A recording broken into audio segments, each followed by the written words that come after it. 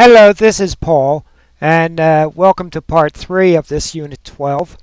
And we've been talking about the Internet Explorer and our experience of what we can have on the web. And we're going to continue in this study to cover a little bit more about the browser and how it works.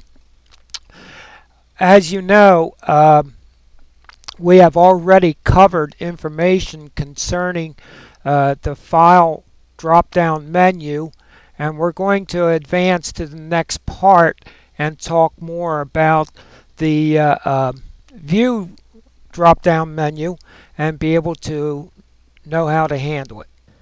Take notice that the first part of this menu has the toolbar, and the check marks that comes up as you hover the mouse over top of the word toolbars will have a list of available to choose from. And the check marks present what is being viewed at the present time. As you click on each item on that list, it will turn each toolbar on and off. Now take notice, I do have quite a list on this, and it's going to be different on your computer.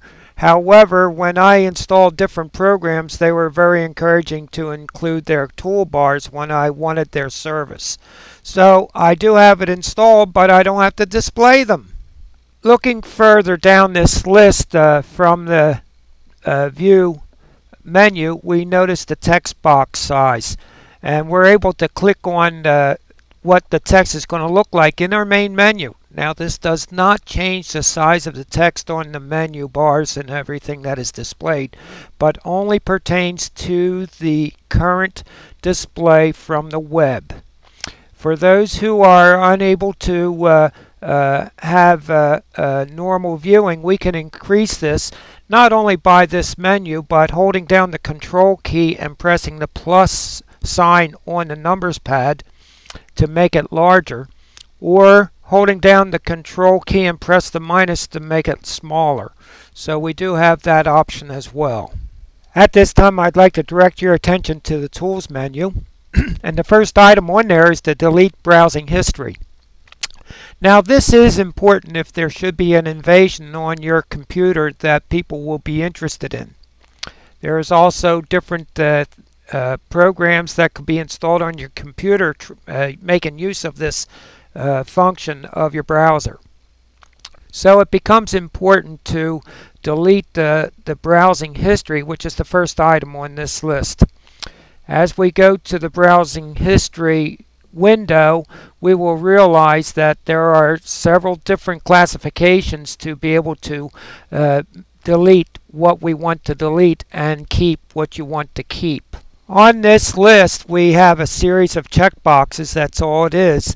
And take notice on the very top, we want to preserve our favorites that we have marked for quick access. Now if you want to remove that, you'll have to deselect that. Now below the line, there is temporary internet files, cookies, history, form data, passwords, in-private filtering data, and you can deselect what you want to keep in that part. On the top of the line, remember that is something to keep, and below the line is things that are going to be removed if you keep the check marks there. Now if you have set up your passwords to get you back on the web, you'll probably want to keep those passwords, so deselect it. Also take notice that if you make use of form data, you will be able to do the same. You can preserve that.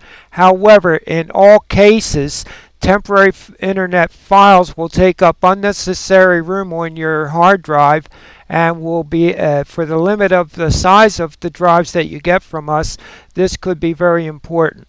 Cookies is also an item that will accumulate and eventually slow down the use of your browser and your experience on the web. So those two items are the most important, along with history, which is a list of websites you have already visited.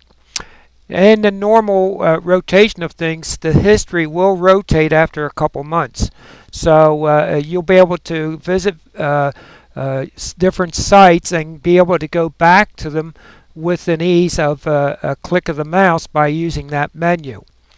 So be careful about what you choose to remove and what you don't want to have removed, and know exactly what you have decided. Looking back at our menu again, I'd like to direct your attention to the pop-up blocker, and it is a tool to turn off the ability for pop-ups to come up on your window. In many cases, these pop-ups are a lot of advertisement, and there would be very much aggravation that is connected to this, and it's a good idea to turn it off. However, this does not limit times when you need the pop-up blocker to be active. For example, when I was going to school online, I needed that pop-up to come up to be able to attend my classes. So there are times that this can be exceptions added to the rule for the pop-ups to come up only as you need them. Otherwise, it gets very aggravating when a whole series of advertisements keeps on popping up, or they want to sell you services you're not interested in. Looking back at our Tools menu, we are able to see that on the bottom is Internet Options. This enables us to set the home page of what we would want to come up every time we start Internet Explorer. And it is very easy to do. To demonstrate this capability, I would like to have you open a web browser for the first time, like when you first turn it on, and then you'll be able to navigate to a page that you like to see all the time. And for example, I have used a page that gives me the local weather forecast and current activity with that area. With that, I do go to this selection on Internet Options, and I'm able to use the button on it to use current. Once that button with Use Current is pressed, the exact website is in its place, and every time I start Internet Explorer, that page will come up. I want you to realize that the capabilities of Internet Explorer is not limited to only one scene like this. I have used as many as 3 different tabs where I pick up my local email along with my weather forecast to open every time I want to initiate this.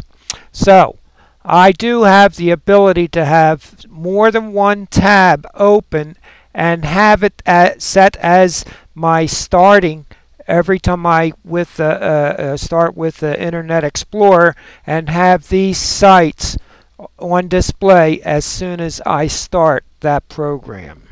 I've been covering a lot of information for this program on the internet, and it's very important.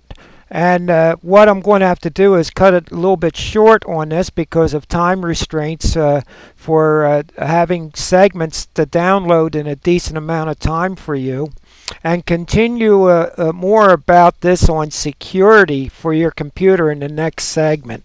By all means, you're able to replay this as often as you need and get a better understanding of what I'm trying to present to you.